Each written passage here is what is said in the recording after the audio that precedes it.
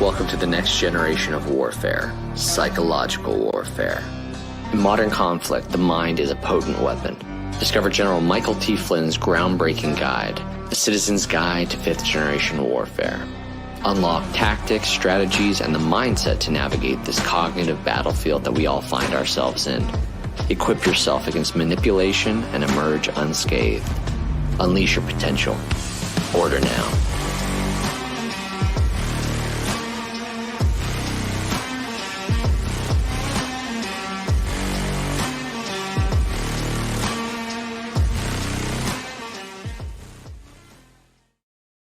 Welcome back, all my OGs. Yes, one of you guys came up with that name in the last comment section of chapter 12.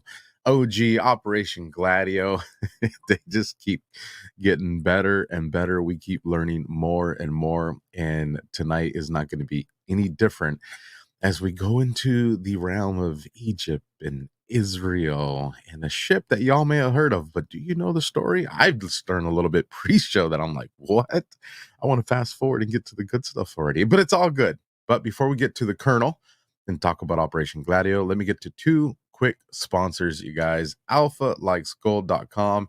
Be prepared. It's easy. It's fast. Rich are buying gold. My partners over there at Goldco, you guys, bank wipeout.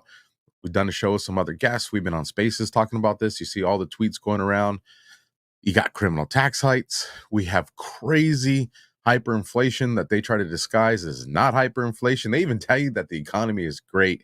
But if you're smart and you've studied history, you know we're in a full-blown recession.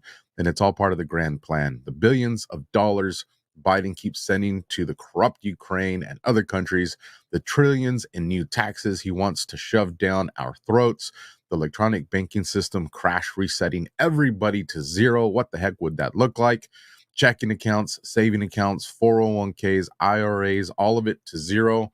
I don't know, but it does make me nervous. But you don't have to be a victim. You just have to be prepared. So protect your money. Get up to $10,000 worth in free silver to do it when you call my partners at Goldco. That's at AlphaLikesGold.com. Goldco helped protect over $2 billion in gold and silver for people like you and me. They're offering you, again, up to $10,000 in bonus silver, when opening a qualified IRA account just for being a supporter of the Alpha Warrior Show. So whether you want to protect 50 grand, $500,000, or a gazillion dollars, this is your opportunity to protect yourself from this out of control government, you guys. So go to alphalikesgold.com. And if you're driving, don't pull over. All the links are down in the description. I make it easy for you guys. And then our last commercial, and we're commercial free to the end of this one, America's favorite mustache. I will see you guys in 60 seconds. I'm excited to announce we're having a huge MyPillow spring sale. And here's a few examples. Buy one of our MyPillow 2.0s, you get another MyPillow 2.0 absolutely free. Made with cooling technology, the best pillow ever just got even better. And this just in, 9 brand new colors and styles of our Percale bed sheets.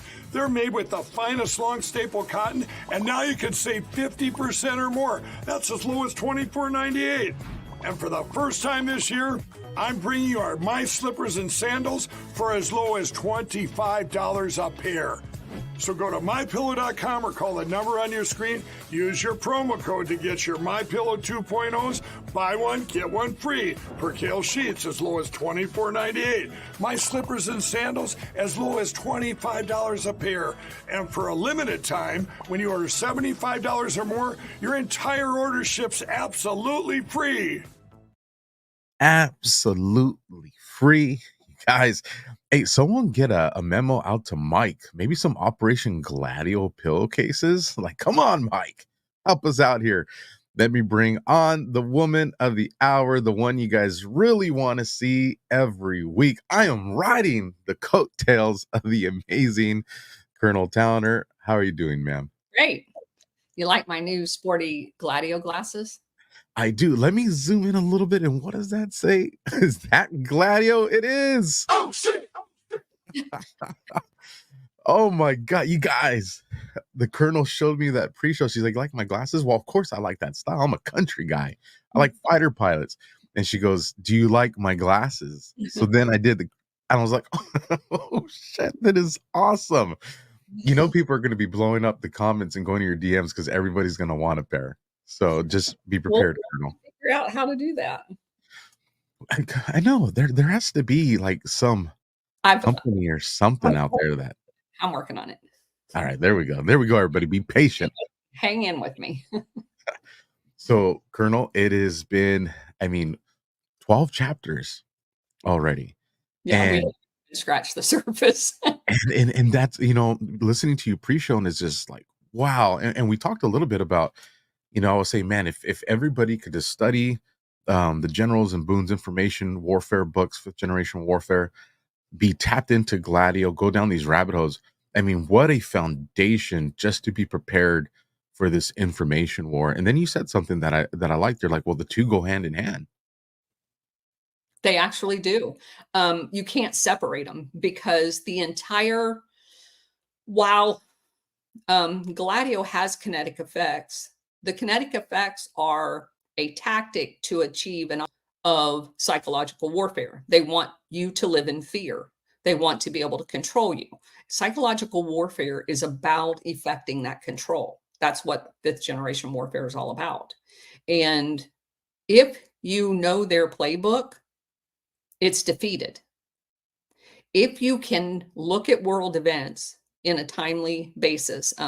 Warhamster and I just did a video yesterday about Georgia and Belarus GLADIO efforts ongoing right now, where you can actually see them in print in newspapers talking in Belarus about setting up stay-behind units. But you wouldn't know that's what it was saying if you didn't know about Operation GLADIO. And the same thing in Georgia. There's a whole big story there as well. If you haven't seen the video, go watch that video. It is real world application of what we are learning about our history. And that's why I kind of jump up and down and harp on understanding the historical aspects of this particular effort, because it allows you a much clearer vision of what they're trying to do to us, but they can't do if we all know what it is. I completely am tracking where that thought process taking us. And shout out to Warhamster, you guys. If you don't know, he has a Rumble channel. Make sure you go follow that. And be prepared to have a pen and pencil, because the dude is smart and you're gonna have to write things down. Yes. He is a former he's a reformed Wall Street banker. And there's probably no one that I know personally that knows the Constitution better than he does. And he is starting to do more shows now as part of an effort. Him and I are probably going to be doing a regular Monday show, talking about stuff like that. And he's also going to be doing an every Friday constitutional show. So yeah, he's an awesome guy. Well, definitely two shows everybody wants to tune into. Yeah. I tell people all the time, when was the last time you studied the Constitution? And I do have to give him a shout out, because without his endorsement of you, I wouldn't be here. Hello, everybody. So take us to the runway. Let's start taxiing. Where are we going? All right. So let's put up first the map of what we're going to be talking about today.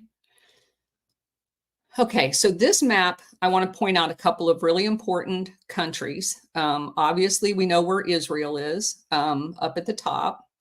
We're also going to be focusing on Egypt. But what I want to say to set the stage is we're going to be talking about the 1966, 1967 timeframe. And Yemen at the time had a coup orchestrated by NATO going on, in which Egypt was helping the nationalists in Yemen, and the US and Britain primarily were behind the coup orchestrators. So Egypt had about anywhere, depending on what you read, 50 to 75,000 of their army already committed to Yemen. So when you hear about people saying, that Egypt was like right on the line. They're getting ready to pounce on to Israel. That's all a lie. They had a huge amount of their capability already focused on the Yemen survival. And so that's kind of where we start. And I want to talk a little bit, obviously, we're going to focus on the USS Liberty today. And the question is, was it to be a false flag? That's the ultimate question that we will ask ourselves through. And we're probably going to do a part 1 and a part 2 to this, just because it needs to be looked into, because it says a lot about the entire Operation Gladio and how it works and who's all involved. So on just a couple of the facts, on 8 June 1967, in the morning around 2 a.m. at Beale Air Force Base in California, B-52s were scrambled. And so what happens is they'll get an imminent pre-launch notice. They have like 2.5 minutes to go from being inside to butts in a seat of a B-52.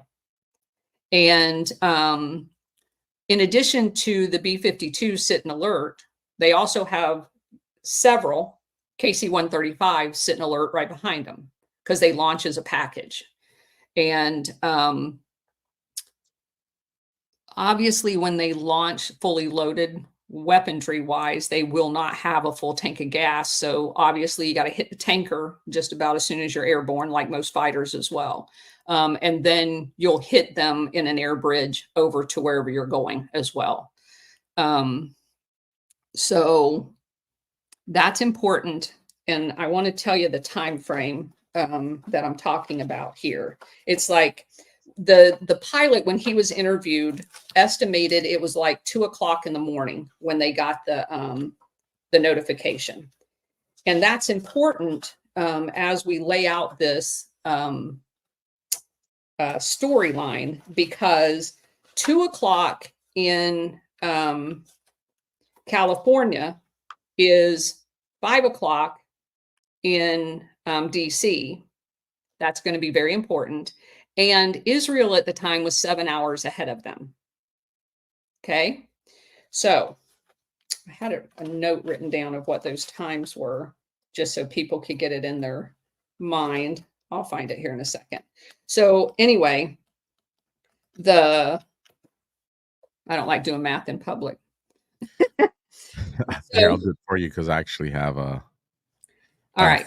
5 o'clock in New York would be 12 o'clock in Tel Aviv. Okay.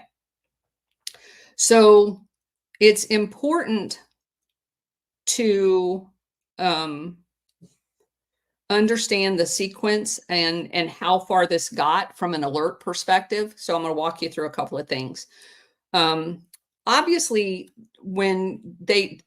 if you've ever been in Strategic Air Command, which is what it was called back then, you do like if you sat alert in a missile silo, like every third day, you're doing an exercise.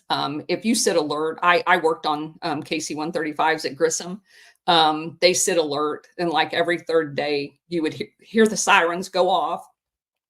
Generally, you scramble, and then it's called off as soon as you get your butt in the seat. If you get your butt in seat and you get to the point where you're cranking engines, chances are it's a go. There's something going on. So these guys not only get their butts in the seat, they have to start breaking codes, because there is containers that you have to corroborate between the navigator and the pilot and outside sources in order to break the seals to have the permissions to do the things that you need to do. So they're breaking seals at this point. They are authenticating to get coordinates to put in order to launch. So they already know this is not a drill, because once you break seals, it's no longer a drill. Not only did they do that, they actually were told to taxi to the end of the runway They sat there anywhere from 4 to 6 hours. The guy couldn't be completely certain, running engines. So the chances of them launching was significantly high. That's important when we get to the actual events surrounding the attack on the USS Liberty. So It's crazy to think about the mindsets of those gentlemen of, when that was unfolding the way it was, because, a lot of the veterans that are probably watching this show, if you rewind the clock back to when we served and we moved from active military war into more of like a policing operation, we set up these things, QRFs. So you had your team that was out there doing missions all day. You had a QRF team, and then you had what we called the vacation team, which was, a softer version of QRF. And every now and then something would happen and you get command that's going to be like, no soft QRFs. And so you knew that there was some intel circulating that they wanted, more people on a QRF status, but, obviously that never got to us. But I just remember the way it just, your adrenaline and everything. And to imagine that these pilots were doing that in a seat anywhere between 4 and 6 hours, like that's tough. yeah, and you're strapped into a bunch of nuclear weapons. It's a B-52. That's what they carry. This isn't just conventional weaponry. This was a big deal. Okay. So if we fast forward a little bit, and I want to explain why the times were important. The Liberty comes under attack in its first transmission at 1:58, which would have been 5 a.m. East Coast time and 2 a.m. Pacific time. So they were scrambled almost simultaneously as the attack. That needs to indicate to everyone there was pre-knowledge. Okay. So, let's get to the nuts and bolts of it. All right. So the actual attack happened on 8 June, but 4 June is when the 6-day war started. It's when Israel launched a premeditated attack into Egypt.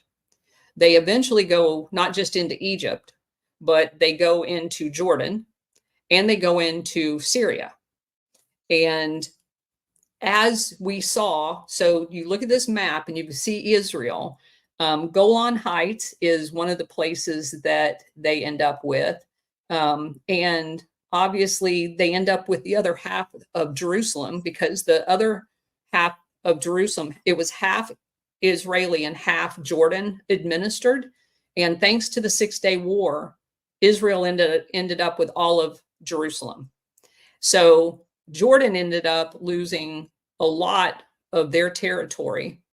The whole West Bank. The West Bank is what's red.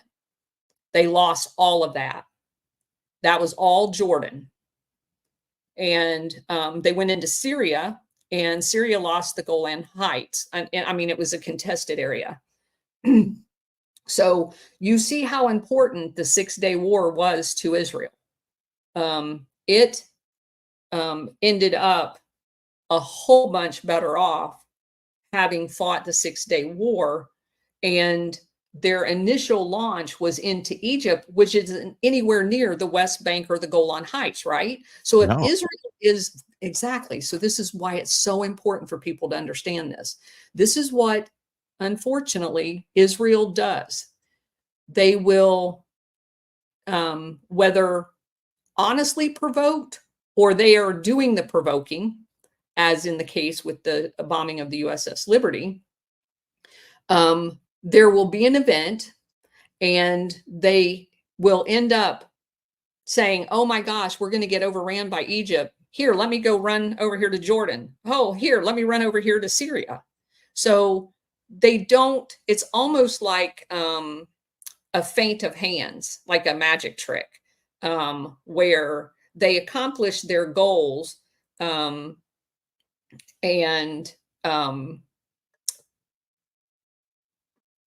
they do it kind of with a sleight of hands. I'll just leave that there. Okay, so Egypt has President Gamal Abdel Nasser. That's who their president is. He is hated in the West. And they were doing just about everything they could for a regime change. And we know, based on Operation GLADIO, that there is no limit that they won't go to effect a regime change once they have decided they don't like the person in charge. Now, President Nasser had fallen out of grace. Obviously, then you have to turn to, as the story goes, every single time you turn to the Soviet Union and to get arms and stuff like that to protect yourself, because once you're cut off, you're cut off. And you have no other way to defend yourself. So that's kind of the position he's in. He's getting a lot of armament from the Soviet Union. And this is going to be kind of a twofer for these people involved, because if they can overrun Egypt using Soviet equipment, it's going to be kind of a boon for the West, right? Because they quote unquote defeat the Soviet Union by proxy, like they love to do, like what they're trying to do right now in Ukraine. So that's kind of an important aspect of this too. There is 294 men on board the USS Liberty. So it wasn't like a small crew, almost 300 people. Their captain was William McGonagle. It's spelled McGonagle. Now, if you want to bring up the ship, you can go ahead and use the post-bombing ship, because it'll serve as a twofold thing. So you can see in this picture, this is obviously after it was attacked, where the hole is. That was a torpedo hole. They send everything at this ship. There was over like 50 bombing runs done. We'll go into a little bit of detail on those. They sent 3 torpedo boats, and at least 5 torpedoes hit the ship. If you want to go to the one, yeah, you can see in the left, the gaping hole. Did you still have that other one that had the other picture of the hull? Yeah. So I want to explain a little bit about what this ship's mission was. And I want to compare it, excuse me, to what I'm used to seeing. This mission is that the USS Liberty was on is done both on land and sea. And the base that I was stationed at in Italy did this exact same mission. It's a SIGINT mission, signal intelligence. And to give you a frame of reference for what it looks like, if you drove by the outside road of San Vito, what you saw was like 6-story tall, like what would look like a radio antenna. And they were all bound together with wiring that if you were driving by, you'd say what it was actually called was an elephant cage. It looked like some, mammoth animal cage, because it was a circular wiring apparatus thing. And what it did was it collected signal intelligence via the antennas, and buried deep underground were a very large facility that had anywhere, it had hundreds of people. We don't even do the mission anymore, so it's not like it's classified. Yeah, that's it right there. So underneath of that, there were stories of people that all spoke foreign languages, and there would be hundreds of them. Like we had approximately 2,500 linguists at our base, and they worked 12 on and 12 off. And so when you went to work, you sat at a carrel with headsets on and you translated comms that you picked up. And it was comms from everything. We had Hebrew speaking people, we had Islamic, Arabic speaking people, we had French people, every language you could think that's in a geographical like 1,000-mile radius. We had Russian speakers. There was one in San Vito, there was one on Greece, there was one up in England, and those are just the ones. And there's one in Japan that I knew of. And I wasn't in the mission. I was on the support side of the base, but obviously all my friends were company grade officers. I was a captain at the time that did that mission. So we were in the middle of transitioning that mission from a hardware like that to satellites while I was there. That was in the early 90s. As a matter of fact, we had some test satellite receptors at the back of our base that was kind of wired in. So I was there during a transition period, which was kind of really interesting. But that ship, all around the outside of that ship, on the top, probably the other picture would be a little better. All right, you see these, and some of them are gone because the first thing they took out was the antenna arrays on this ship. There was only one left, and the only reason the one was left, that was the little, and I think it's the one that just forward of the smokestack there.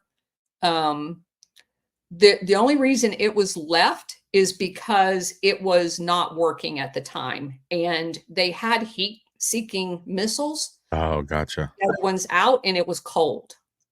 So they were able to temporarily rig it back up in the middle of being shot at and get out a Mayday message. And the only time they could get out a Mayday message is when the aircraft was firing because the jammers were not on when they were actually releasing the missiles. And one of the bridge guys that was doing the comms figured out that the jammer that was preventing them from sending out their Mayday message stopped periodically. And he figured out with incoming missiles that it was every time a missile was fired. So he took the opportunity. What an expert. I mean, seriously, think about being in that position, Colonel. And not freaking out. Yeah. I mean, and that's why these guys are the badasses. Wow, that's impressive. Yeah, exactly. And so I have to share with the audience too that I told Alpha, I knew being a Marine, that he would find this interesting because the Navy is the Marines' Uber. So you care about what happens on ships and what your government would do to a ship that you happen to be on because that's your ride. 100%. I found this from those areas that you're talking about from an article. Right there. That's what it looks like. That is just, it's like 12 what you see in the movies. 12 hours a day. Oh, wow. Yeah, they usually worked 4 on, 3 off. Yeah, it's crazy. And also I should point this out. Every one of those Air Force bases, because those were all Air Force bases, had a Navy detachment at it because our capability was tied into the Navy's security group that was afloat. So it provided a comprehensive screen of capability all around the world. So the Air Force did the mission on land with, and there was always co-located. There you go. There's all of them. Yeah, see, I didn't know about the one in the Philippines. I knew about the one in Japan, and oh, there's one in Thailand too. Oh, and Turkey. Interesting. Yeah, well, in Alaska, I did know about that one because that one obviously did the Soviet Union and the northern part of China. Chick Sands, England, was one that had the elephant cage there too. Yeah, so that's it.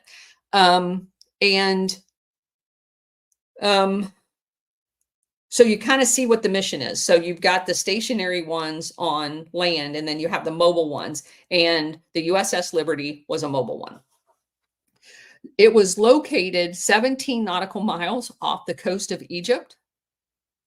out in the water. It was well past the 12 nautical mile territorial.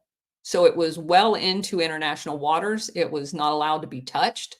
It had a total of 4 guns, none of which had any real firepower to it.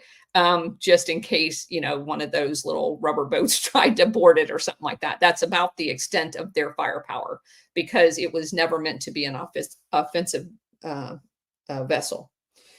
So in that belly, in that section where the big hole was, there was 150 men employed through the Naval Security Group afloat that monitored radio traffic. They did exactly what our guys did at San Vito on a ship. Now, I want to point out that during the lead up to the actual bombing, someone notices, hey, there's planes headed towards us. And they were noticed initially at about 6 miles away. And they didn't appear to be menacing until the last minute. And basically, they started right down the center line of the ship, from in front of the ship, so that they could heat-seekingly take out the towers associated with the ship. So, one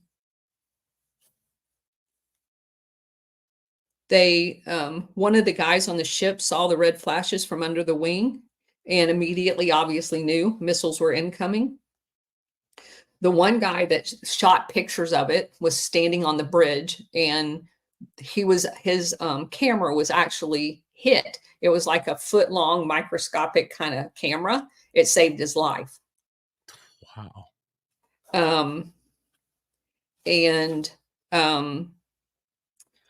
So immediately, like on the first run, the ship's captain was hit. His leg began bleeding profusely. He ends up getting basically delirious. And while they didn't officially relieve him of command, everybody stopped listening to him because he got delirious.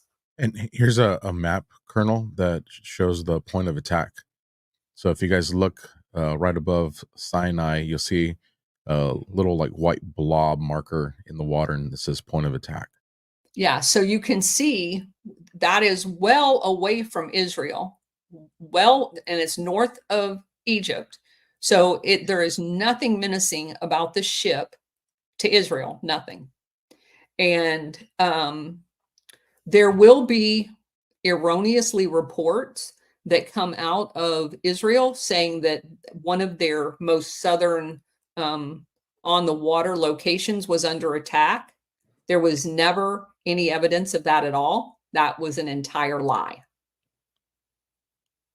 Because what we will find is in the immediate aftermath, Israel actually acknowledges they did it privately.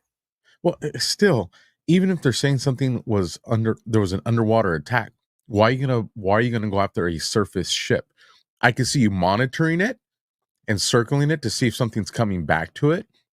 I could see you maybe even dropping, some type of charging devices a good distance ahead of the ship in case something's trying to get back to it, like a sub or something like that.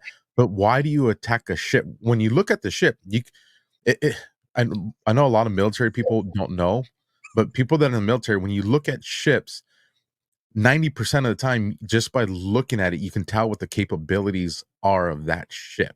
All ships have a ship identifier on their ship, so they can do exactly what you just said. They even on the torpedo boats, and they talked about them. And the reason I know is because before the war started in Iraq, it was you can show me a silhouette of a BMP, and I will tell you. You can show me the silhouette of a ZSU, and I will tell you. Because that's all we did leading up to the war was looking at silhouettes, nighttime silhouettes, daytime silhouettes, what it would look like through MV. Yeah, so this way, when it happened, you could target identify to make sure you don't hit a friendly. It's like, what's my line for Navy people? Yes. So it's a hard sell to make that kind of attack on a ship. Well, they actually, one of their initial excuses was that it was an Egyptian supply ship going to resupply Egypt. Okay, but again, you don't have to do multiple bombing runs and torpedoes and blah, blah, blah. Every single story that they told was a bold-faced lie, because later on there's documented evidence that they had officially, corresponding with DC, acknowledged they did it within 24 hours. Everything else, the two-decade denial that they were even involved, and then the, oh, we did it, but it was a mistake, overt story, all lies. And that's why, while you were talking, I found this photograph, and this is perfect. It shows the silhouettes to the side. So that little box that you guys can see, you probably have to screenshot and zoom in. That's what I'm talking about, like the training we did, but for ground vehicles. But obviously pilots get the same thing for ships. And it reads, I'll read it. It says, you are an Israeli pilot assigned to look for and identify an Egyptian tramp steamer. You circle this ship, cargo ship question, no cargo hatches or booms, painted battleship gray, no naval guns visible. And then it shows the bow. It shows, like, how do you mistake this as a cargo ship? You don't, is the answer. And then, and even if you did, you just happen to attack the antenna systems on the cargo ship. How many cargo ships do you know have multiple duplicate antennas all the way down the entire ship? It's like a floating elephant cage. They were around the entire ship. So there's no way that, I mean, you have 1, 2, 3 maybe for duplicative purposes, and they don't look like these. These were specific antennas for SIGINT. They knew exactly what they were, and they aimed to take them all out. So,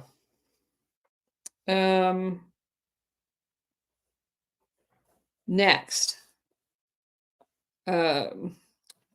it's now time, like I said, it's 1:58 in the afternoon, and they're basically under attack. They start trying to send out their Mayday signals. The comm guy on the Liberty is detecting signals from fire control radars used to pinpoint a target. And this happened actually overnight. So they were trying to find where they were at. So, you know, again, a SIGINT ship senses every single radio frequency disturbance, even a bird. I mean, they're very, very sensitive. So they know that they're being probed overnight. They hear overhead aircraft while it's still dark. And there is what's called an Israeli flying boxcar, which is a NORAD-less reconnaissance aircraft that is seen circling the ship. Now, what's important about that is the precision at, number one, when it happened. Okay, so they don't get attacked until like 2 in the afternoon. This is overnight. So they are being probed. They know exactly how many radar antennas there are. They know exactly where the radar equipment, the dome, the little, what do you call that? The dish, the receptor dish is located on the ship. They know exactly where the bridge is. This all becomes important. Start doing their strafing and their missile launches. And it becomes very important. They had to have had some type of detection to know where the equipment was, because they precisely aimed the torpedoes to hit exactly where the people under deck were in those little carrels. So there were people, 100 and however many I said, people sitting at carrels just like that inside that ship. Every single one of them was murdered. Any possibility a spy involved, or like a double agent or something like? Because I mean, I would think that our ship, especially with that kind of capability, would be like really classified, like hard to find out. Well, it was definitely a classified mission. But you can by using particular detection know where your strongest source of signals is coming from, right? Gotcha. Yeah. So they were basically doing the precursor runs to be able to determine where best to aim the munitions for the greatest effect. To include the flagpole, because they would initially try to say they didn't know it was a U.S. ship. They literally took down the flagpole with the flag on it with one of their runs. The crew, again, being the experts that they are, went and got the bigger ceremonial flag and ran it up an alternate flagpole. So when the torpedo boats came in, there's no way they could say they didn't know, because there was a big ass flag there. They probably thought our flagpole was probably like another covert antenna, and they were Potentially. But they know. really did want to be able to say they didn't know. Well, yeah, because you just, of course, it's Oh, such a there's a flag. priority. Yeah, it's such a And, priority to take down the and flagpole on a I'm cargo gonna, ship. I'm going to give everybody a spoiler alert as you listen to all of this. Understand that it will be later determined that there was a submarine shadowing the Liberty all the way to where it was at that actually filmed the attack. There are multiple witness statements talking about a periscope being visible during this attack. Okay. So another kind of misnomer, I'm just trying to account for all of the accusations when you go back and you read different accounts of it. Israel also said that it was predatory because of the speed, at being like at 30 knots, when it was actually the Liberty had reduced its speed once it arrived on station in the outer perimeter of Egypt to 5 knots. So it was not predatory at all. Just floating along. They had it adjusted so that it was just enough to keep the flag flying and everybody could see it, especially after they got buzzed. So it says an unidentified jet aircraft had overflown them around 10 a.m. 2 armed Israeli Mirages were spotted. And down in the SIGINT area of the ship, because again, they're listening to all of the radio transmissions. A pilot was heard reporting back to the Israeli command center that the U.S. flag was flying on the ship. And the crew on deck said that they counted 18 rockets under each wing. That's how close they were flying to the ship, doing their reconnaissance runs. And up to the attack at 2, Israeli reconnaissance aircraft came to look at the Liberty no less than 6 times. Some flying low enough that they could actually see the pilot's teeth when they were smiling at them. Jeez. That's how close they were. Like they were, when they would go by, they would rattle the armament, the metal on the ship. It would like shudder, kind of like Tom Cruise doing his like flyby. That's how close they were flying. And smiling, it's just like, what kind of Adam Henry are you? Yeah. That you're taking out men that have no capability of fighting against you, but you're gonna smile. This one pisses me off, because these are our military troops, you guys. Yeah, you ain't heard nothing yet. All right. So another witness that was a survivor said if you had counted the ones overnight, there was at least 13 overflights. Okay. So, and I already talked to you about the flag being shot down. The ship captain was shot almost immediately. And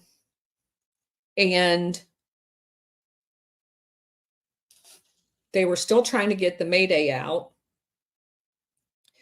So eventually you get the torpedoes coming in, and then at the very end, they are thinking that the ship may go down. So they're trying to get their lifeboats in proper array. As soon as they put them in the water, the torpedo boats were shooting them. This reminds me of that scene. I know it's a movie, but it still reminds me of that scene in Pearl Harbor where the men are just floating in the water and they're just going to kill them. And the only reason you would do something like that is you don't want witness statements. Survivors. Exactly. Yeah. Which means that they were staging a false flag. Now, if you're the United States and England, and you're the one that wants Nasser gone, are you going to sacrifice the crew of the USS Liberty, and you're using Israelis to do it? I don't know. There will be more on that later. Then, as if all of what we've talked about already is not bad enough, they come back with napalm. What? They drop napalm over the entire ship. Napalm. Canisters rain down, exploding into flames upon impact, sticking to every part of the ship. These are war crimes, beyond war crimes. Napalm is used to kill, maim personnel and generate panic and confusion. It turned the ship into an inferno. So, I mean, I want people to. Now, I'm not a napalm expert, but you know, and I kind of attribute things to things I witnessed in Iraq. But in Iraq, our Abrams tanks, and oh man, this hurts me in the heart because I remember this. They used to carry the bladders on the back part of the cage of the turret, and what the enemy ended up doing was they would hit these bladders to cause them to catch fire, and essentially you're trapping that crew inside if they can't extinguish it with some of the external things they have. yeah. That's torture. Yeah. And if you're dropping napalm on a ship where the only way out for the men is to go up, I mean, that's torture. That's evil. That is so evil. So it says above them, the planes continued their onslaught. One pilot speaking in Hebrew says, you hit her good. There's oil going all out of her.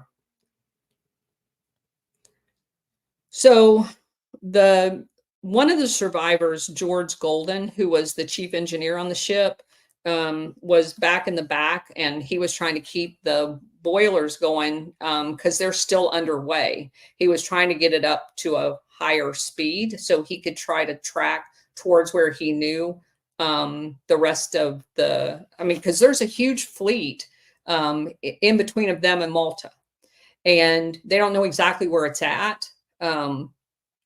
But they're just trying to get out of there. And several of the survivors talk about seeing multiple aircraft with Israeli insignia, but some of them were actually blacked out as well. Not all of the aircraft that was bombing them actually had Israeli insignia on it, but they were all talking in Hebrew. So part of 6th Fleet that was in their general area was the USS America and the USS Saratoga. Now, these are going to star. Just a little interesting thing. So I've been trying to download a bunch of pictures of the things you're talking about. And all of a sudden, now granted, what's in my search engine right now is called USS Liberty Bridge Attack. And it's not letting me download these pictures anymore. I'm not surprised. So USS America and USS Saratoga. Now, it's going to be important to distinguish between those two. And unfortunately, USS America doesn't star well. USS Saratoga does in this story. So understand that those are both there. You have Vice Admiral William Martin, who is the commander. And in the radio room, basically in the Sixth Fleet grouping, you had a lot of commotion once they got the distress call. But back on the Liberty, they were still trying to get the call out. And basically, What'd you say the name of the other ship was? I have the USS America and Saratoga. Saratoga. So understanding that once they got close enough, now again, you're close enough to see the whites of somebody's eyes, so you know unequivocally this is not a supply ship. You know it's a surveillance ship. You have taken out all of the antennas that are showing hot, i.e. working. There's no longer any need to bomb it. It cannot eavesdrop on you anymore. It's basically ineffective for the mission, right? Correct. Would you continue to strafe it? Why would you then torpedo it? Why would you then napalm it? It is dead in the water doing its mission. You wouldn't. As a matter of fact, the proper thing to do is, I would say, obviously you would keep reconnaissance on it. I would see that. But you would say, hey, there's survivors in the water, because you then have a responsibility to, help those survivors, not kill them. These are the laws of war. Correct. All right.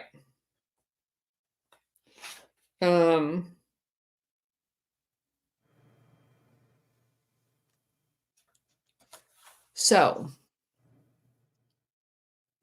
I want to get to the part where okay, so here's the actual conversation where they finally determined that they could get in between of missile launches and get their Mayday message out. They say, any station, this is Rockstar. Rockstar is their call sign.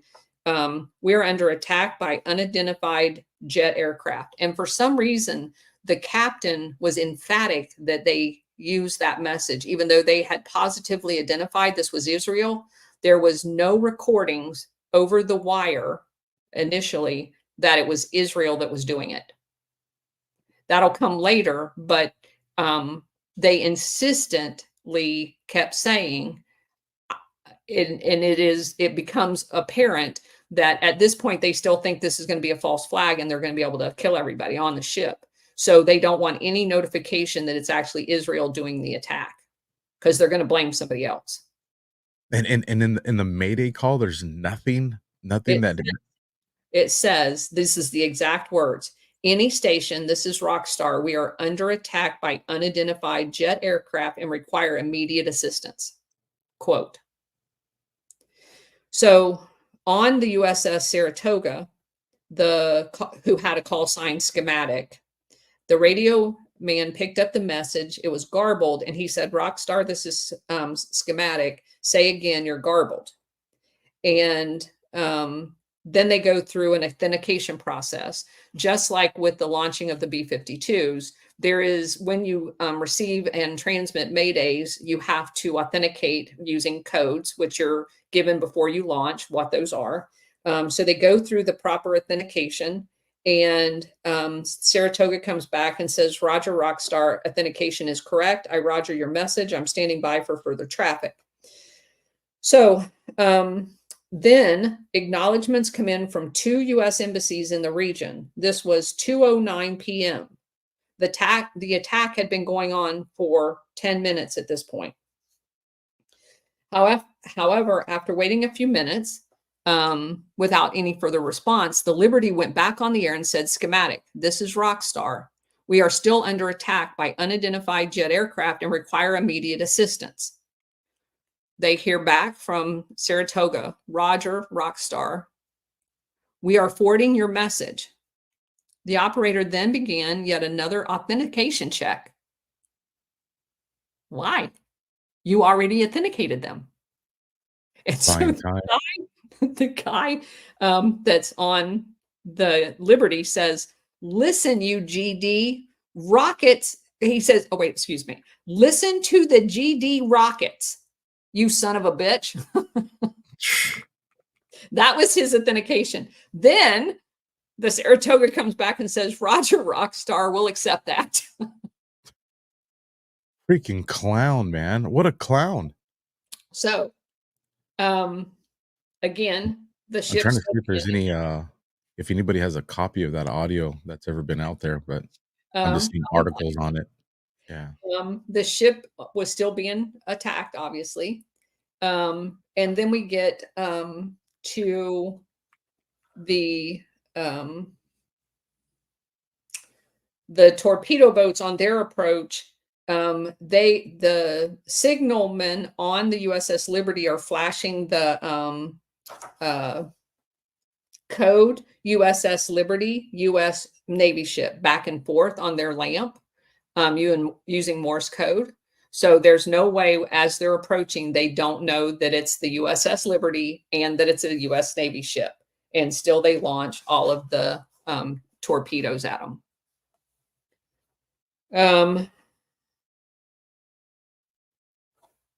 And then, of course, you saw the whole, most of them, that was a total of 5 different torpedoes, all basically launched in that same general area. And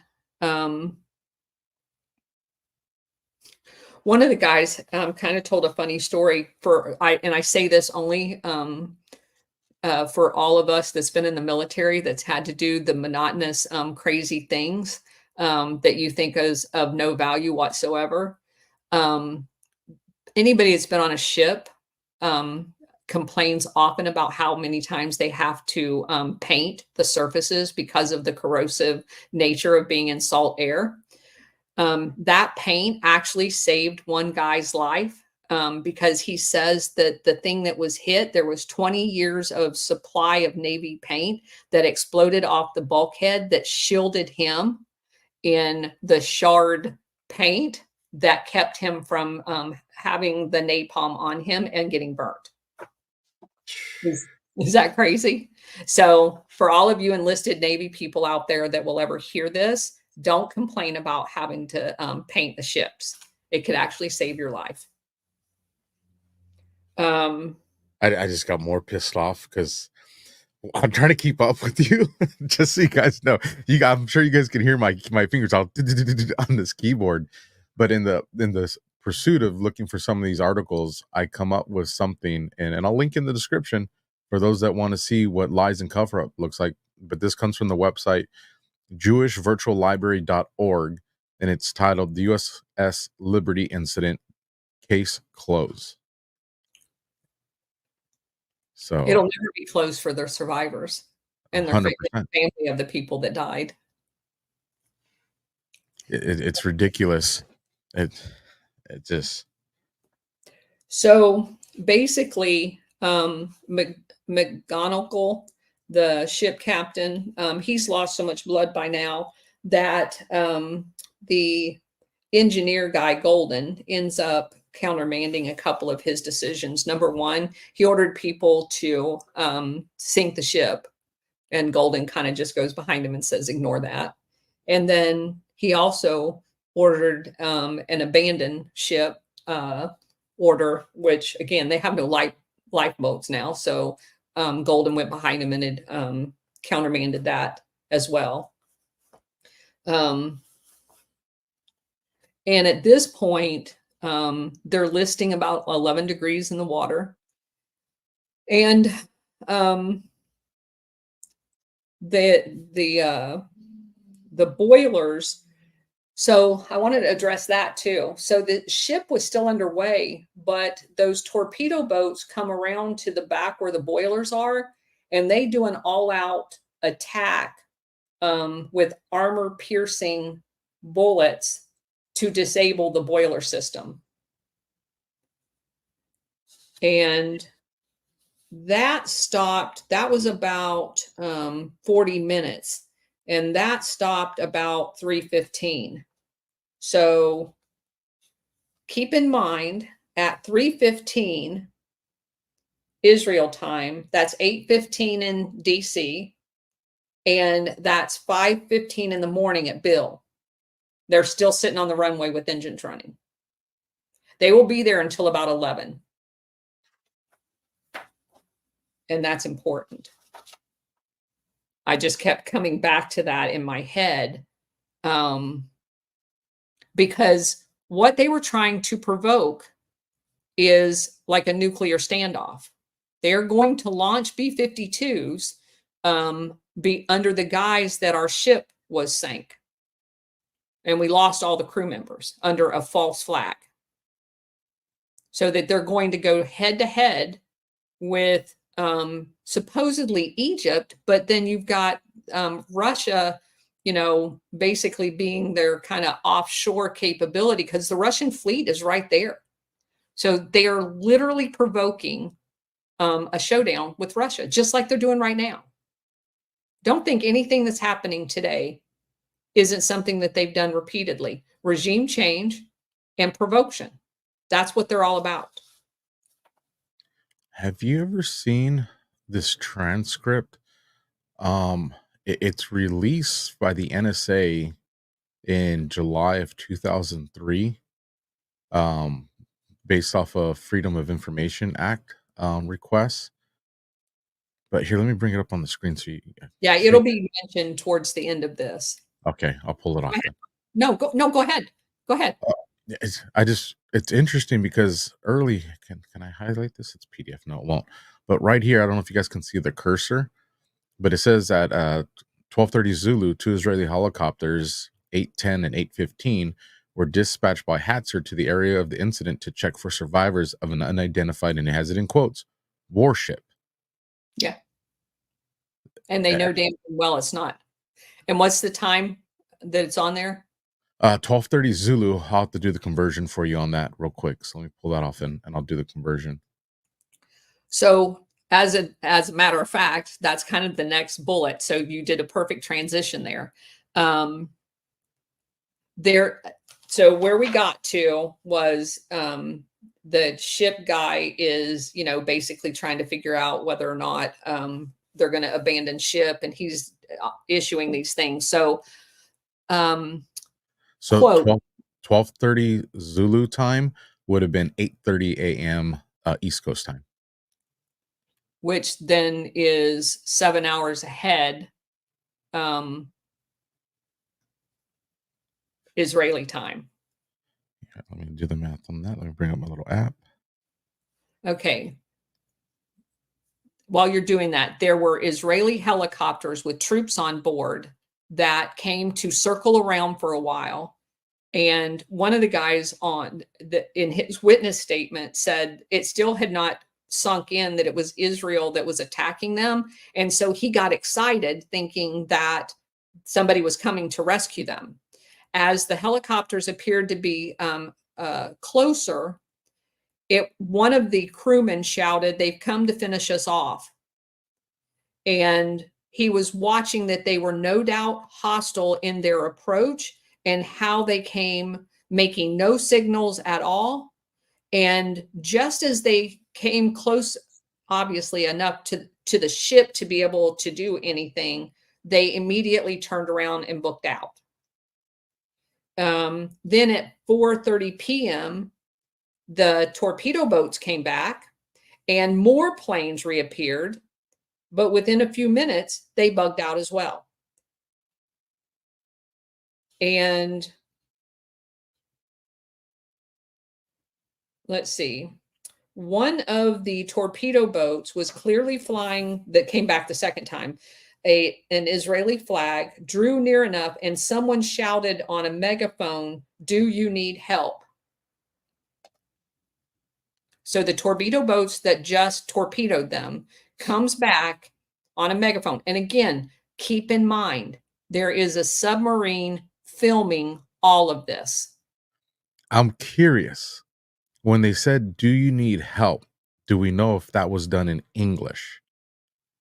And I'm curious to that, because if they suspected it's an Egyptian cargo ship, I would think that they probably wouldn't be making that announcement in English. Correct.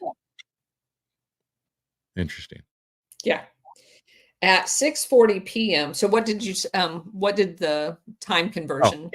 That comes out to 3:30 p.m. in Tel Aviv. Yeah. So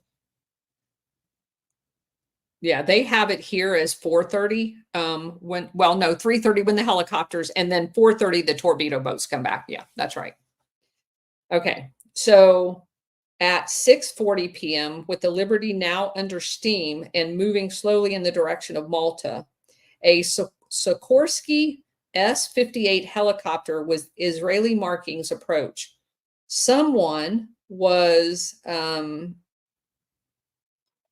the cockpit and wanting to come aboard. And when they said they could not come aboard, a weighted sack with oranges was thrown on the deck. Inside was a business card of Commander Ernst Castle, the naval attaché for the U.S. Embassy in Tel Aviv, with a scribbled note, "Have you any casualties?" With oranges. They were used to weigh it down. Those were just used as weights. But I remember us having the conversation with the oranges. Yeah, I thought of that too. Can you imagine approaching that ship? Bring that picture back up of the ship. You're a Navy? No, not that one, the bombed one. You're approaching this. There's dead bodies everywhere. There's blood all over the deck. And you drop a card asking if you have casualties? Yeah, that's the ship right there. And that may be the actual helicopter. I don't know. That's crazy. Because again, this was all being filmed. So after it was over, one of the guys on board counted 851 rocket hits.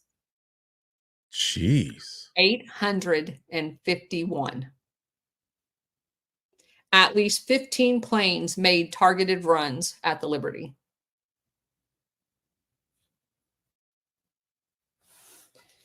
They were treating these guys like a day on the bombing range. Yes. Okay, so a flash emergency message came up on the teletype from the USS Saratoga saying that they had picked up the Liberty's first emergency distress signal. He had then ran it to the bridge, and I mentioned a little bit ago that all hell broke loose. Planes were being launched. Now, this is a very interesting part of the story here. They launched a package of fighters immediately. They were supposed to launch them off of the Saratoga and off the America. And they only launched, I'll look for the actual ship, but I want to say they only launched off the Saratoga. Now, because they were using the alert aircraft, they would have had nuclear armaments on them. So you could actually make the argument that calling them back to rearm them with conventional weaponry, if you're going to be shooting down aircraft that's bombing you could almost argue that was a sane thing to do. So they launched the package off the Saratoga, not off the America. And because they were supposed to have two packages, the America one is called back. So the Saratoga one. And so the America captain basically says, no, I didn't want to launch because I wanted regular tactical weaponry and not nuclear. And so the America guys come back. They quickly, with the other 4 alert birds, they change out the weaponry. So now they've got 2 packages ready to go again. They're Do you see that? I did. It's happening again. So 2 packages launch and they get called back. And it is said that the initial one was McNamara, the SecDef, that called them back. And the captain was so frustrated on the Saratoga when they were told to turn back the second time that he didn't even take it from McNamara. He said he needed to hear it directly from Johnson, President Johnson. And supposedly Johnson got on the phone and told him to turn around. So at that point, you know, you're still talking later in that same day. They had not yet decided whether or not they're going to allow those people to live or die.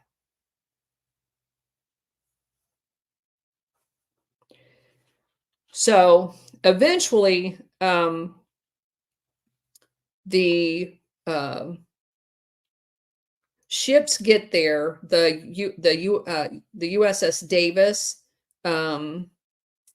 and another ship, and they use the helicopters from those ships to ferry the injured back to the bigger ships like America, and some of the other smaller ships in the 6th Fleet.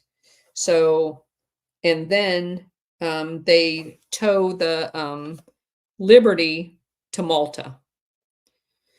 And while they're in Malta, they basically do a bullshit investigation where they take statements from everybody. Half the statements are lost or they're changed.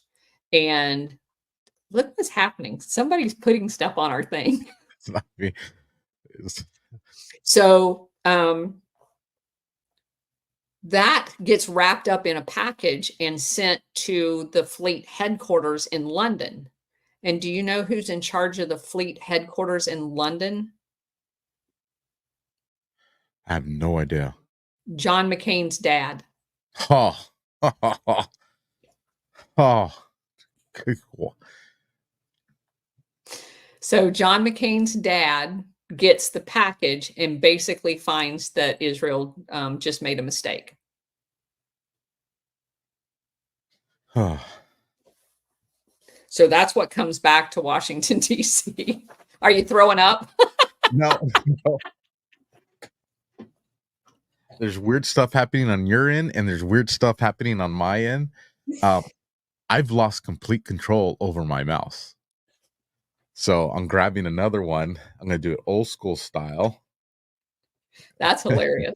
Somebody's messing with us, Alpha. So, and we're not even live. I know. Just so you guys know, we're not live right now. This is a pre-recorded show. For all of you hangers on. But I'm in the live chat with you guys, so we're partying right now. Yeah. And I'm judging how myself handled losing control of one of the most important components to my show while we're doing this. It's my house. God. Okay. So a lot of stuff happens basically while they're at Malta. They patch up the ship the best that they can. The captain eventually gets better and he does command the ship back to Norfolk, where it is then shuttered. It is not ever used again. And there was a whole debacle about the fact that it was like a $20 million ship, just with the retrofits of it making it a floating SIGINT. And I think at the end of the day, Israel agreed to pay like $6 million, and I don't know if they ever actually paid a penny. But if they did, it was through their mill aid from us. So just giving us our own money. Yeah. And not even all of it. Money laundering. Yeah.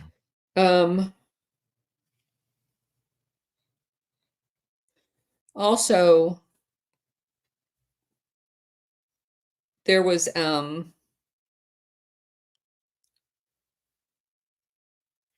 a lot of the people were very obviously disillusioned. The official U.S. Court of Inquiry that convened at Malta that gathered up all of those statements was done because Admiral Kidd, Kidd, was put under a lot of pressure to produce basically a report, kind of whitewashing, if you will.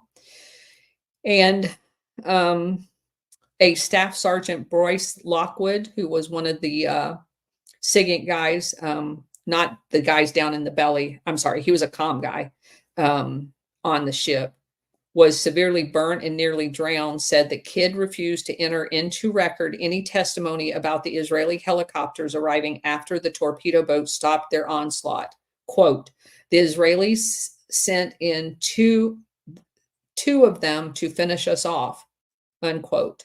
Another quote, they were fully loaded with combat troops armed with automatic weapons.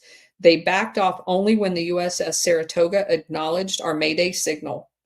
When they tried to bring up the Israeli helicopters at the Court of Inquiry, we were told, quote, you weren't asked about that. Confine yourself to the questions asked. Wow. Unquote. So this is, and the reason why I wanted to talk about this is because so much of our Operation Gladio had been an overflight of there's a coup here, there's a coup here, there's a coup here. In every one of those, there is a spark, there is a false flag, whether like in Nicaragua, it was mining the harbor, or the murder of someone that set off a chain reactions that led to the overthrow of a government. And what I found most fascinating, although I had read this book a long time ago, it dawned on me the other day that this actually tells us what it is as it's going on. It was like the only one that ever had real survivors that they actually talked after the fact of the internal workings of a false flag. It would be like having the entire crew of the fake ship in Vietnam or the USS Maine. And you have to keep in mind, there's nothing like this in naval history. There has never been this much damage or loss of life by a friendly fire attack on a Navy vessel, supposedly friendly fire, in order for it to all be swept under the rug. So what you start doing is looking for alternative answers as to it's not an accident. An accident is dropping a single bomb and then going, oh shit, that's a US flag. Or taking out all of the antennas and going, oh shit, that's not a cargo. That's not an Egyptian cargo. You know what I mean? At any step of the way, there were safeguards put in every protocol. You've mentioned many of them. In the laws of war that would preclude the other 15 steps that were taken. And when every single one of those 15 steps are taken, it is not an accident. It is on purpose. Then once you decide that it's on purpose, you have to then begin looking around and asking why. Well, for those of us who wear GLADIO glasses, one of the obvious reasons is the international, right? And so it was a stated goal of the United States to get rid of Nasser. And we'll get into a little bit more of the actual first 4 days, if you will, because they're very important, because each one of those first 4 days had things in it that allows you to clearly see what, well prior to getting to the USS Liberty, that this was going to be a false flag. You can't make it make sense any other way. I mean, did anybody ever ask for the communications between Israelis defense forces to Egypt to say, hey, we suspect one of your cargo ships is coming at us aggressively, you know, what say you? And then Egypt be like, I don't know what the hell you're talking about. We don't got a cargo ship out there. Okay, now oh God, I love you, Alpha. Okay, so let's take a break here and let me tell you about something that I went back and checked, and it's absolutely correct.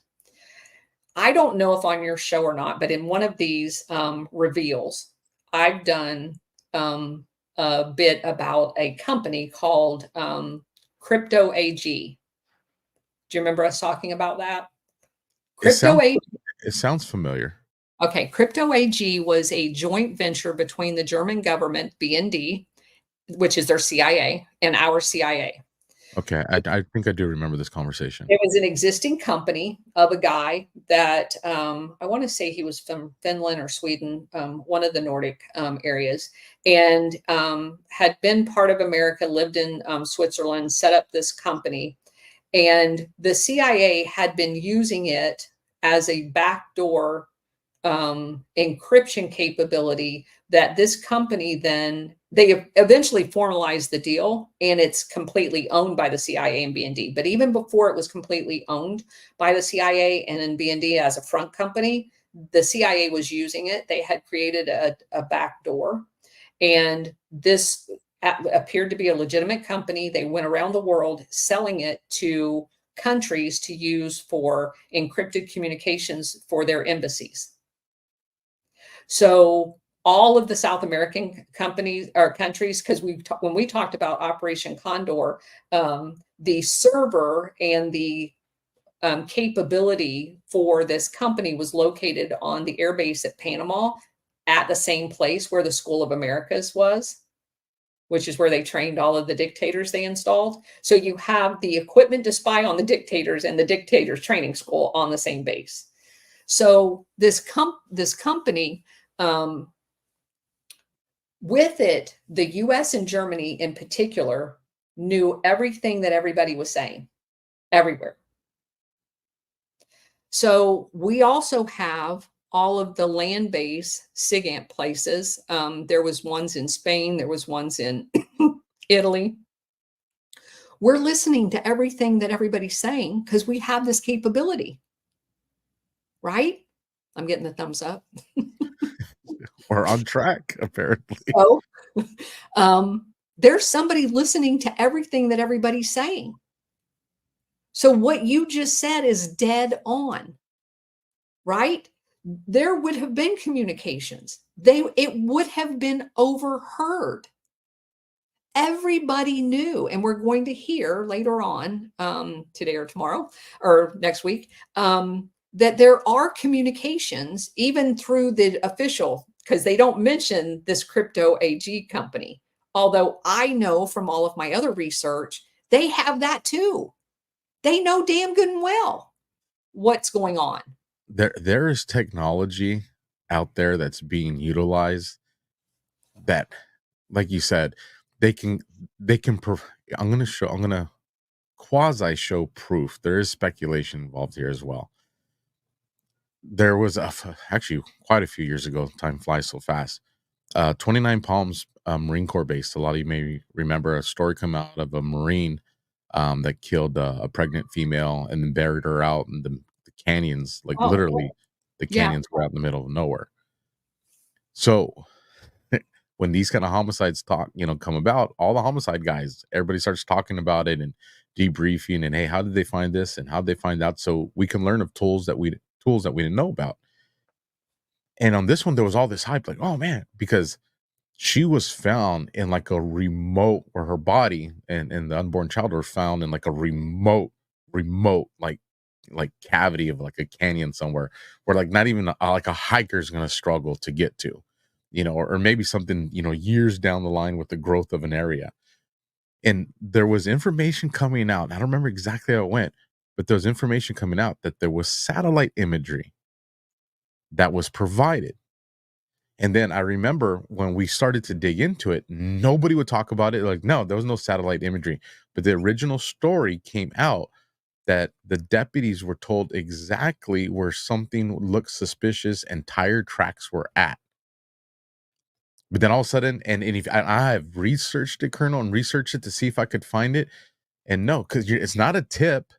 I have a certificate here from at the time, Black program that, I mean, it's not classified anymore. Not this version of it anyway. I'm sure there's an advanced version of it that was called MILSTAR, and it was basically military satellite imagery. And the only reason I got involved is I did kind of HR kind of stuff. Long story, but anyway, I was asked to go to a particular university that's co-located with Kodak, Rochester Institute of Technology.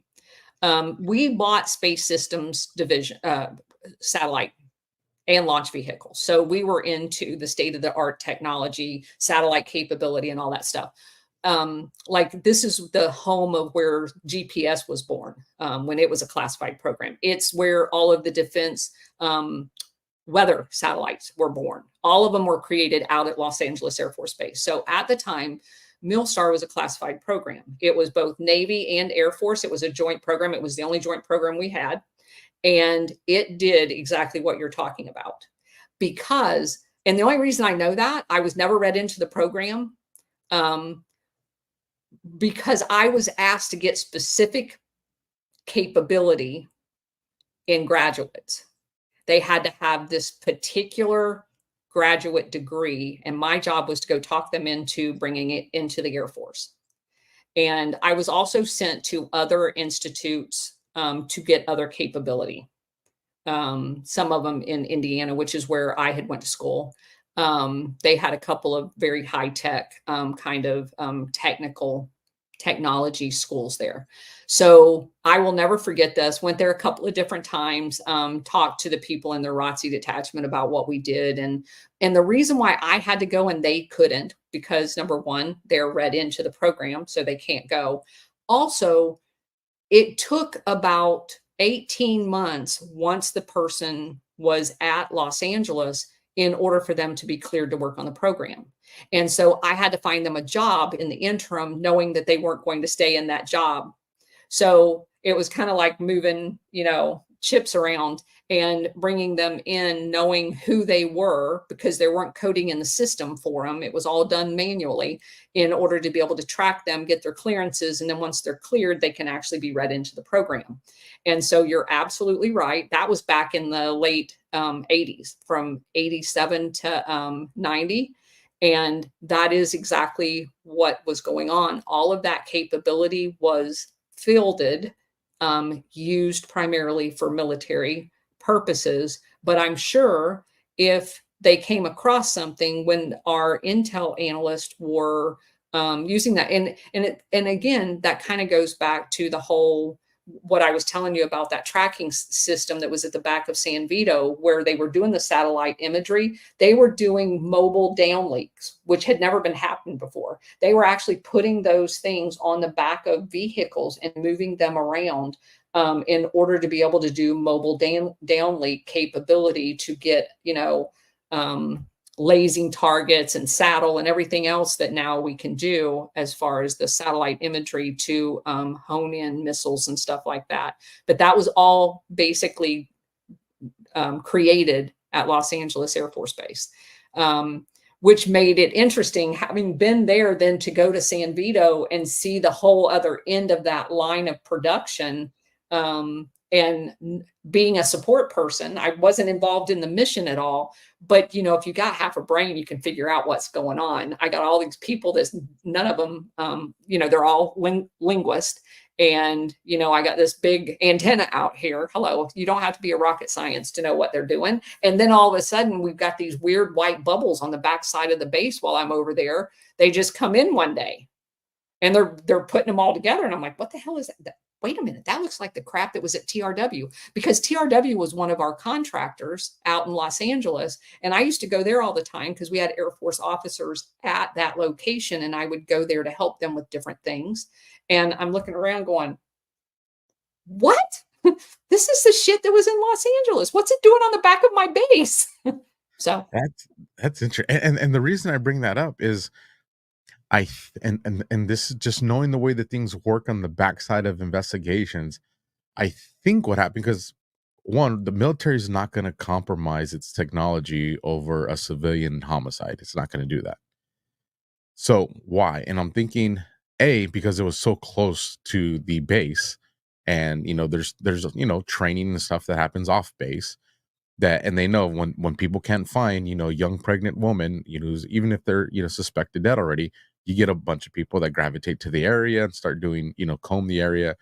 And it was probably one of those things where somebody reached out, gave the detective here's a lead, based off something we have, develop your own probable cause, but we're just trying to push you in the right direction. And then someone told someone who told someone, and they made it to the detective network where we're all, hey, and then it just kind of, but if we have that, you're going to tell me nobody captured, like you said, nobody captured the audio, the radio transmissions of what was going on then, or even They planes did. taking off? They Like, did. heck yeah, they did. Heck yeah, they did. And they have it.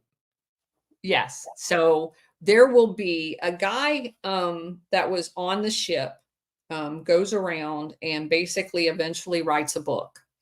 And not this book, but another book. And he gathered a lot of the information and real witness statements that were outside of the fake ones that was submitted. But going back to that, where the McCain Sr. came into it. So again, he's at in London, and among other important matters, the crew's reports of jamming by the incoming Israeli planes were disregarded. The overall effect was to weaken the evidence of deliberateness. The Admiral Kidd finished his hearing in Malta on the 16th of June, flew to London. 2 days later, Admiral McCain approved it. So Admiral McCain, there's no way, because there were hundreds of pages involved in the report, there's no way that he even read it. And there was also, let's see. So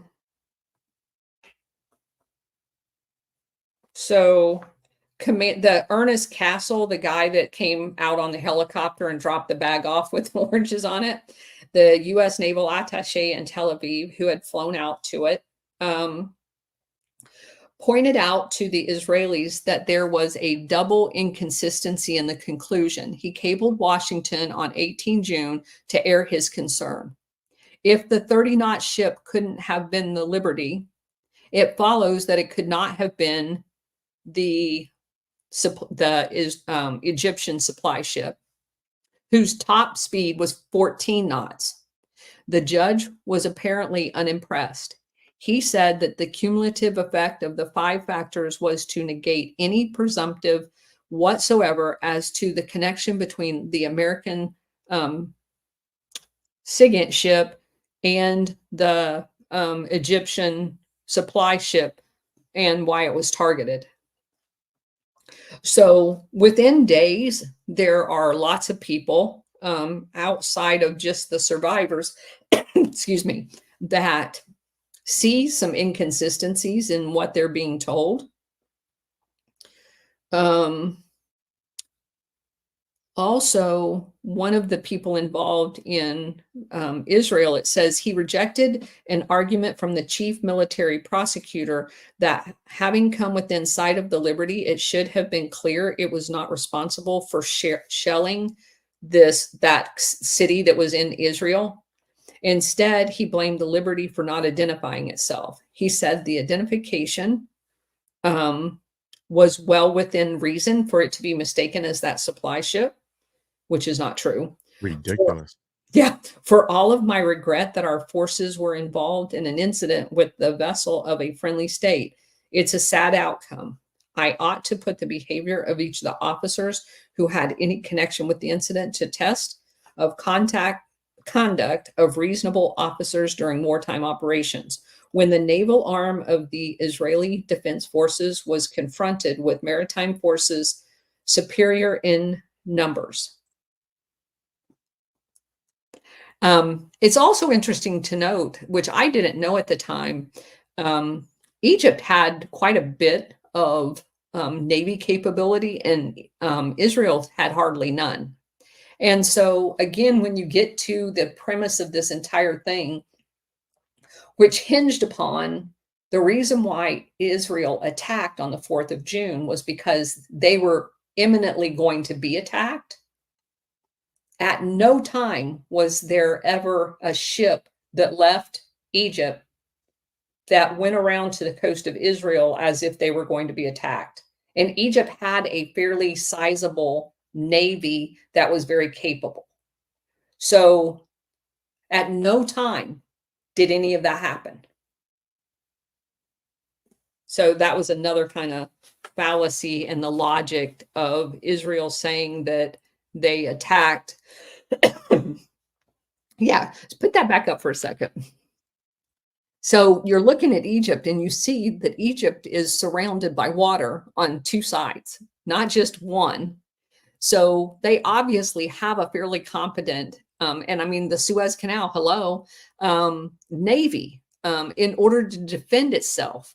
And so anybody, and then you look at Israel and it's tiny and it's got all, I mean, it's got a big coast, but not relatively speaking, especially at the time, because a lot of that, you know, they just had that part from above Gaza to Lebanon, and they had almost no navy at all. So, yeah, there's just nothing about it. Yeah, nothing about it makes sense at all. Okay. So, again, some quotes about, it said the attack by the Israeli forces on the Liberty was in effect a case of mistaken identity or an error. I simply could not find evidentiary basis for basically making the attack. And that was Admiral Kidd as well as Admiral John McCain Jr., which I thought was hilarious that he showed up here. Not surprised. Not surprised. Yeah. So the aging survivors of the USS Liberty had spent many years puzzling why anyone who seriously studied the facts would doubt that the attack was deliberate. The manner in which Israel handled the affair gave ample ammunition for the U.S. to conduct its own inquiry. But weirdly enough, not a single Democrat nor Republican ever launched an inquiry into the USS Liberty, no matter how many of the survivors or the families of the guys that didn't survive begged for an inquiry. No inquiry was done, which is really weird because we did inquiries about everything. Suspicion mounted that the Liberty was part of a much bigger clandestine operation during the 6-Day War. An example was an 80-page NSA report entitled Attack on SIGINT Collector, USS Liberty, originally designated secret and written in 1981, because remember, the attack happened in 1967, by a William Gerhard, whose position in the agency is redacted. And it basically says, it also had the fact that it was a SIGINT collector, the actual mission of the ship, redacted at one point. Later on, that was declassified. One section says, quote, while the Liberty was en route to Rota, which is where it took off to Egypt from Rota, Spain. So it was off the coast of Africa. It was told to go to Rota, Spain, which is where it picked up that what is going to be referred to as like a Project X, which was a sub. The sub goes below it the whole way to just off the coast of Egypt. Unbeknownst to most of the people on the ship. There was only 2 people on the ship that knew that sub was underneath of it. Because again, it's emitting sensitive radio type waves that at least 2 Carols on the ship knew how to detect. So a couple of people knew that sub was co-located with them from Rota to Egypt. Um, it also says that the NSA was arranging with the Air Force Security Service, now the Electronic Security Command, which is what I worked for at San Vito. That's the command that we've been talking about this whole time. The rest of the sentence in the next 3 lines are blank, and then continues. The objective was to establish a technical processing center for ... The next 29 lines are blank. That the technical processing center was for never got revealed or redacted. The Liberty was not on some simple, hastily conceived, solitary expedition to observe Middle East conflict from a sideline. It was actually on a mission. And again, as we get into this, a lot of people are suspect that that mission was basically a false flag in order to prompt World War III. And another telltale sign, and that's probably a good place to stop. We're going to go into the characters at the beginning of the next one, and then kind of bring it to conclusion. Because the players, many of them, people will recognize, and they're going to recognize like the ambassador and those types of things. You will start to be able to pull them up and go through, oh, he's an Oxford grad. Oh, he's a this. And you'll just start seeing the similarities of these people as they play out, which to me, not that I enjoy any of this because it pisses me off, but that to me is the fun part of doing the research project, is laying out the players and then kind of matching them to whatever else they were involved in. Because you're going to find that some of the players were involved in Vietnam, some of the people were involved in Korea, some of the ambassadors have been some of the hot spots where there was other coups going on. So it's as if there's this a perfect alignment of people to pull off a false flag. I mean, there is a lot of evidence that that is exactly what happened, to include the oftentimes forgotten B-52 that's sitting back here at Bill on alert at the end of the runway, because they wanted that ship to go down. They wanted to blame Russia/Egypt, and then they wanted to launch onto Egypt in order to take Nasser out. So, and didn't care about the American military lives that would be lost in the process. Why? Because the fact that those Americans were killed means the people will buy our narratives through their emotion. And it's also important to note, too, that's where this whole anti-communist narrative, and again, I'm not saying there weren't communists. I'm saying that they took a bad thing and morphed it into something that did not exist, and used that thing that did not exist, a caricature of a bad thing, to use to basically implement their imperialistic regime change apparatus all over the world. And that is psychological operations. They are messing with our head in this fear tactic of saying, this is bad, and we're going to do something worse to save you from something that's bad, when you've never even proven to us that we need to fear from the bad thing, because that was there. There was no indication now with Russia, or then with Stalin or the Soviet Union in general, that we were going to be attacked. This was simply a tool for them to implement regime change and steal resources all over the world. It's definitely a good breaking spot as we break for part 2. But before we do the break, and before we bring up the comments and call it an evening, listen, you don't have to be a military expert, okay? So here, USS Liberty, right? Aside from the military insignia in the front, with its labeling. And here's the 1967 cargo ship. Yeah. U.S. Liberty, cargo ship. U.S. Liberty, cargo ship. You don't have to be a military expert to be like, no, like, come on, you guys. It's they insult you with these things. You've heard the conversation just based off my experience, the Colonel's experience, and the evidence that's out there. I mean, this is not a case of, was this an accident? Absolutely not. Nobody should be buying off on that, false flag. And I think why it's so important as well, Colonel, is right now we are in this hottest part of the season going into false flags for our own country the closer and closer we get to November. And people better recognize the players in the playbook if we want to protect ourselves and protect this country.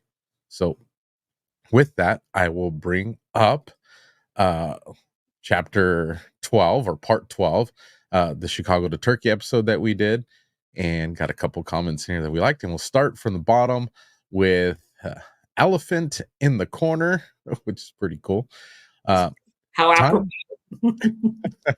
It says, Talking about pages. He or she said, Time magazine is so CIA. Got one in the mailbox. Never got one before or after. Telling us Obama next president, with the cover saying, could this be our next president, with Obama on the cover inside talking about how he is Christian. And the reason I like that is I do remember people that were not subscribed to Time talking about getting Time Life magazines and Obama being on there. And it was, I mean, goes into that, programming, the propaganda. That's propaganda. Time is unequivocally CIA. And our next one, we move into Joyce Hawley. Says, the balloons are because you use your hands a lot, Colonel. It happens to Red Pill often too. Twice while watching you. Thumbs up. That's hilarious. How come I don't get it? Let's see. You do the thumbs up. I don't know if it's from the thumbs up or just because I moved my hands. That's good to know. You're doing interesting. I want it. Next one comes from Sergeant Bones. USA, Russia, China, and all over the world are packed full of patriots. Let us pray together for a better life and freedom from tyranny. Definitely agree with you on that. Amen. And then let's see, we got Migravator, because Migravator's an OG, and he says, or she says, I'd say that we have a new meaning for OG. I like that too. Operation Gladio. And I think they've got one or two more. Regina Matthews says, Knights of Malt, part of Vatican, 33 degree Masons, blood ritual, everything against God. They use Bohemian Grove, skull and crossbones. George Bush Sr. skull and crossbones are in every Ivy League university.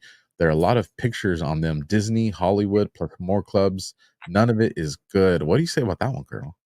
I agree 100%. I was actually kind of shocked when we first went into Operation Gladio, and the first book I read was extensively the revealing of Italy's version of it, because it gave you such a good stepping stone to then be able to look at it everywhere else, because they were the only country to do an extensive investigation, and all tied to P2 Masonic Lodge.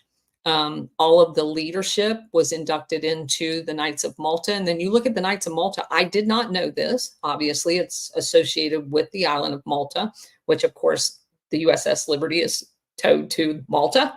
And the Malta Knights of Malta entity is located just outside of the Vatican in Rome. They have their own Air Force, they have their own army, and they are a sovereign entity, like a embassy in Rome.